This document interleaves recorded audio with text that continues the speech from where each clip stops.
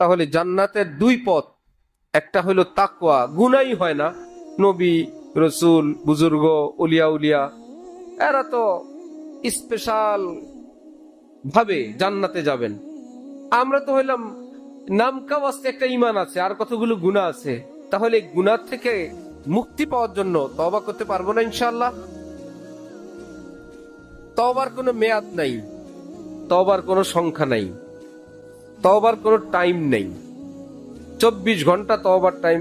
তওবার জন্য উযু লাগে না, যায় নামাজও লাগে না, কিবলামুখীও হওয়া লাগে না। সুবহানাল্লাহ। যে আজকে তওবা করব, এটা একটা শয়তানের ধোঁকা। যে কোনো কারণে মনের মধ্যে একটা আবেগ আসে, করব। শয়তান যখন দেখলো তওবা তো করে ফেললো এক্ষুনি, শয়তান তখনই ব্রেক দেয় মনের ভিতরে, ঠিক আছে আজকে তুমি তওবা করো।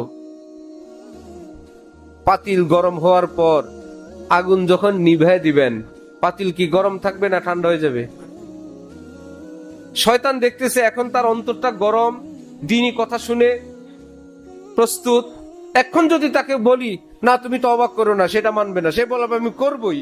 এই কারণে শয়তানের ফার্স্ট প্ল্যান থাকে বান্দা যেন কোনো ভালো কাজ না করে। এটাই ফেল করলে, বান্দা যখন কাজটা করে ফেলে, দ্বিতীয় প্ল্যান থাকে এই কাজটা যেন তার না থাকে।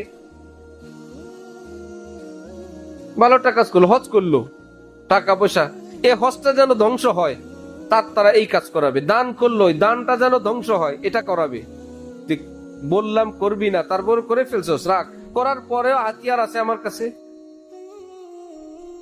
আর যদি শয়তান দেখে কোন একটা কাজ করার জন্য প্ল্যান প্রোগ্রাম করতেছে, এই মুহূর্তে এটাকে শেষ করার জন্য একটা প্ল্যান হলো সরকার শয়তানের, এটাকে বিলম্বে করার প্রস্তাব দেয়।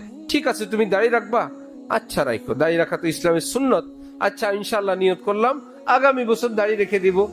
আজরাইল বলে এর আগেই তো তোমার মৃত্যু, তাহলে তার মৃত্যু কি দাড়ি সহ হবে না দাড়ি ছাড়া হবে? শয়তান বলে দেখলা দাড়ি ছাড়া কবরে পাঠায় দিলাম, ভালো হব কি আবার, হয়েই গেলাম। নামাজ শুরু করব, ভাই শুরু করব কি ইনশাল্লাহ আজকে থেকেই, আজকে আসার থেকেই নামাজ শুরু।